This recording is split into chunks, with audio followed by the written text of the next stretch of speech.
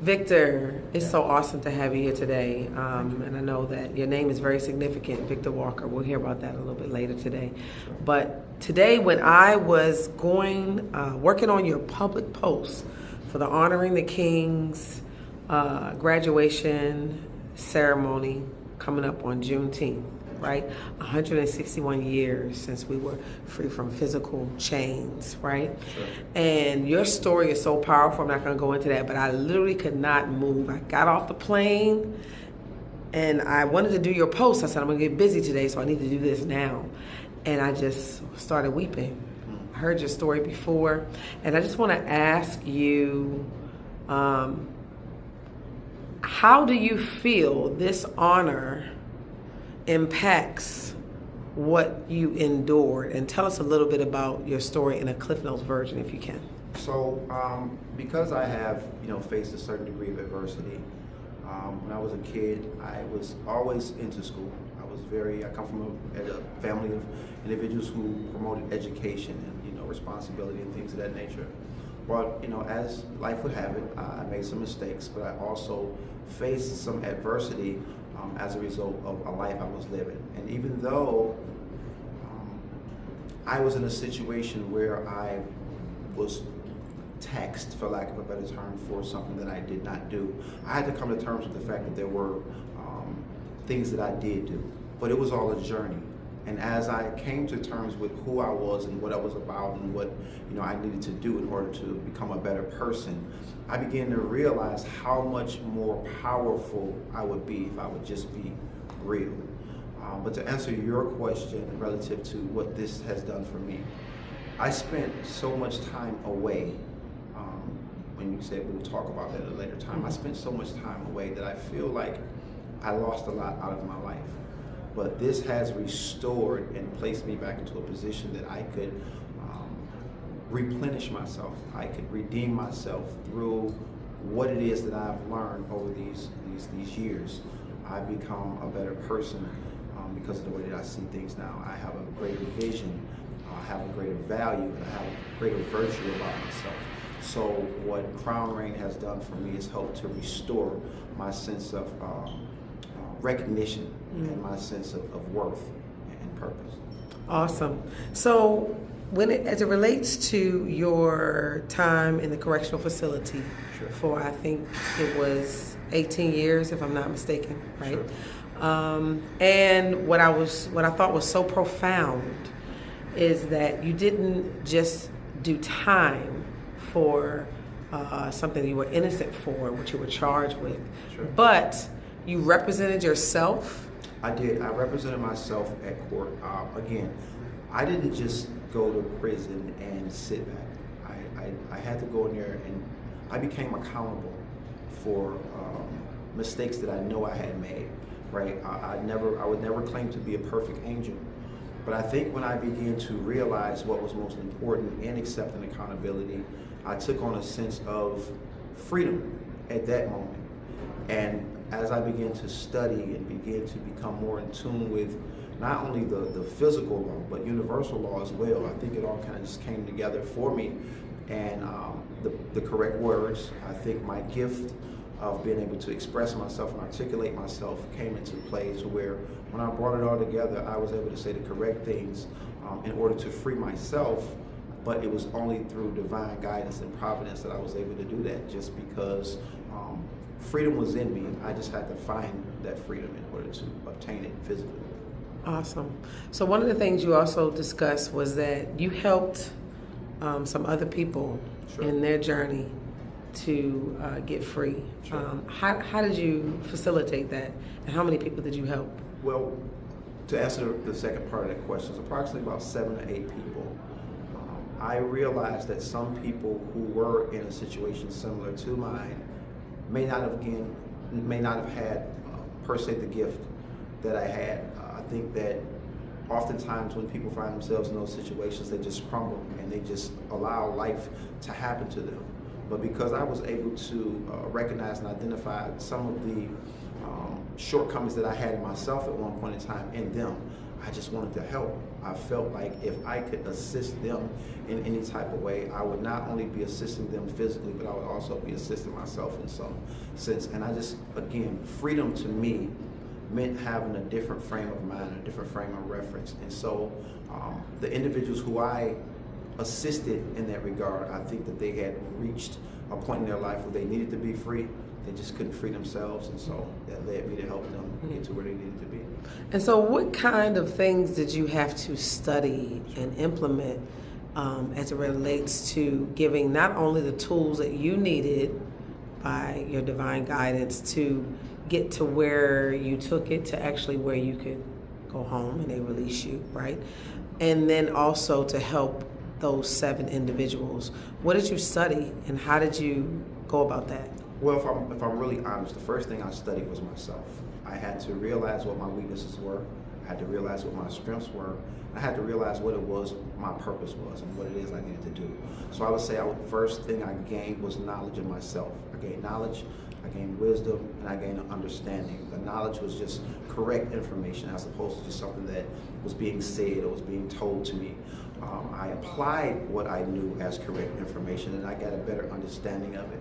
And once I had a better understanding of it, I wanted to assist people. So in order to do that, I had to understand the language that was being spoken at that time. In that particular instance, it was law.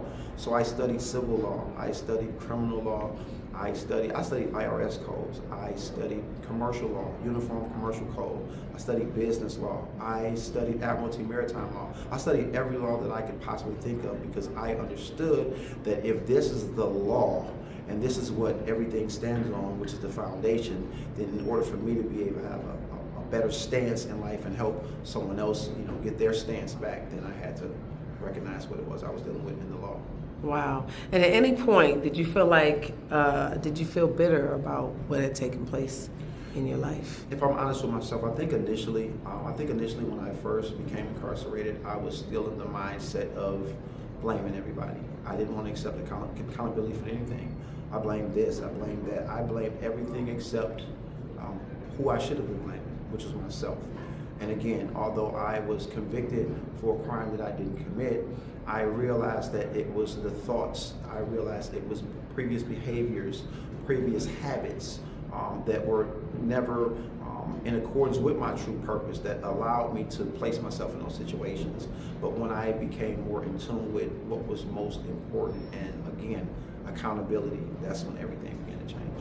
Awesome. What would you say to a young person that may be dealing with something in a juvenile facility? Because oftentimes young people are out there doing different things and they're not aware of the consequences.